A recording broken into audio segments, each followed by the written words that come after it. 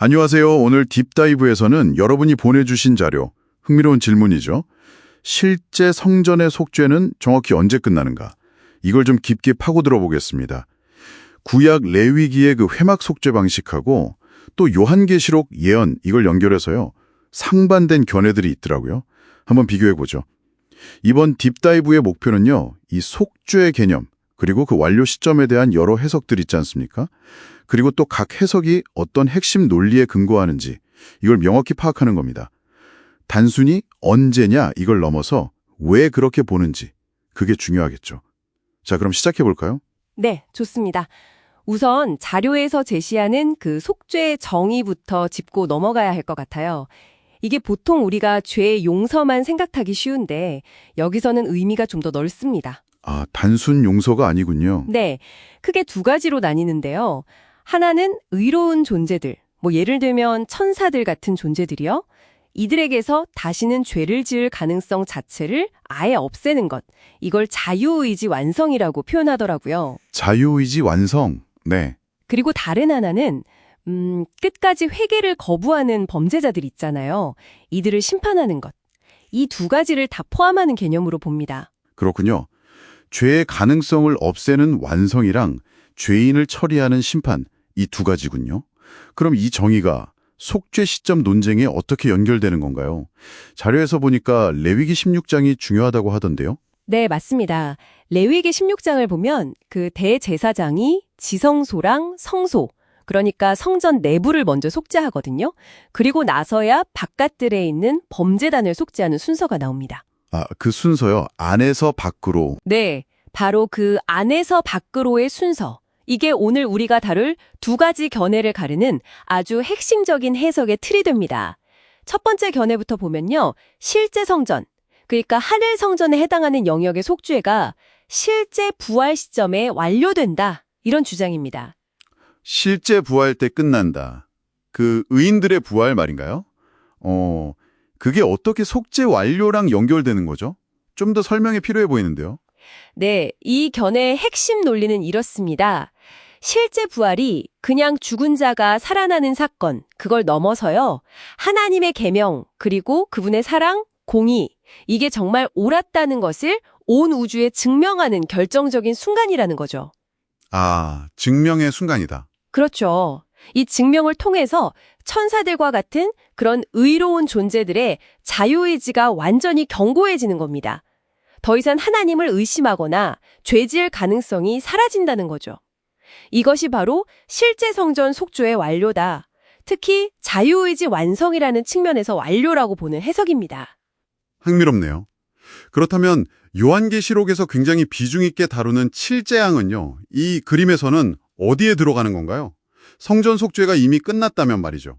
아, 좋은 질문이십니다. 이 첫 번째 관점에서는요, 칠재앙을 실제 성전 속죄 이후에 일어나는, 그러니까 별개의 과정으로 봅니다. 이후에요? 네. 레위기에서 성전 내부를 속죄한 다음에 번제단에 속죄했듯이 말이죠. 칠재앙은 그 번제단에 해당하는 영역, 즉 땅과 죽은 자들의 영역인 하데스에 대한 속죄, 다시 말해 심판의 과정이다. 이렇게 해석하는 겁니다. 레위기의 순서를 그대로 따르는 거죠. 아, 그래서 계시록 15장 8절에 칠재앙이 마치기까지 성전에 능히 들어갈 자가 없다는 구절이 있잖아요. 이건 어떻게 설명하나요? 성전 속죄가 끝났는데 왜 못 들어간다는 거죠? 이 견해는 그 구절을 이렇게 해석합니다. 성전에 못 들어가는 이유가 성전 자체의 속죄가 아직 안 끝나서가 아니라는 거예요. 그럼 왜죠?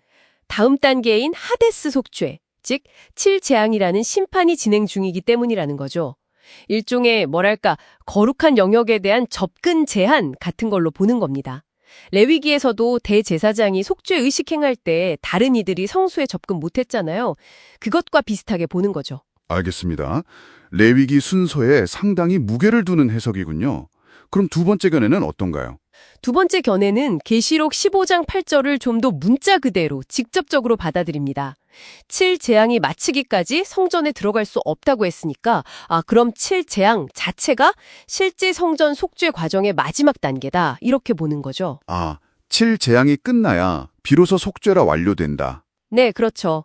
따라서 실제 성전의 속죄는 일체 부활로 시작해서 7재앙이 모두 맞춰질 때 그때 완료된다는 입장입니다. 정말 같은 성경 구조를 두고도 해석의 무게중심이 이렇게 다르군요.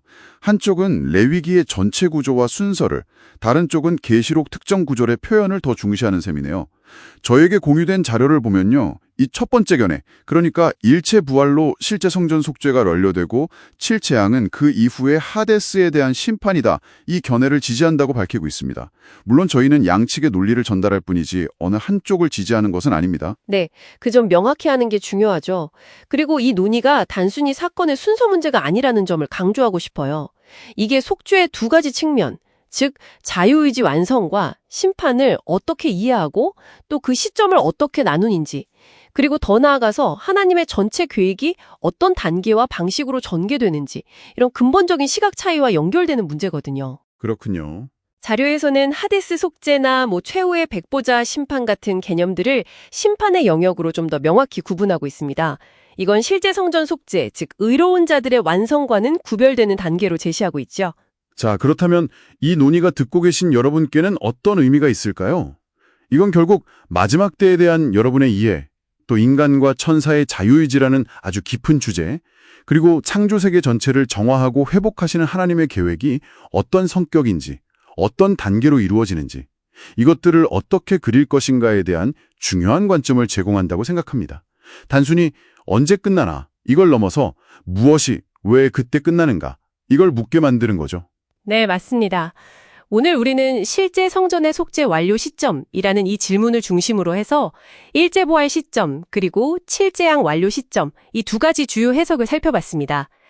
각각 레위기와 계시록에 대한 나름의 해석 논리를 가지고 있었죠. 속죄가 의로운 이들의 완성과 회개 거부자들에 대한 심판을 모두 포함한다면 이 두 과정의 완료 시점을 이렇게 구분해서 이해하는 것이 여러분이 생각하시는 우주적인 정의와 하나님의 자비, 그리고 이 죄 문제의 최종 해결 방식에 대해서 어떤 새로운 질문이나 통찰을 던져줄 수 있을까요?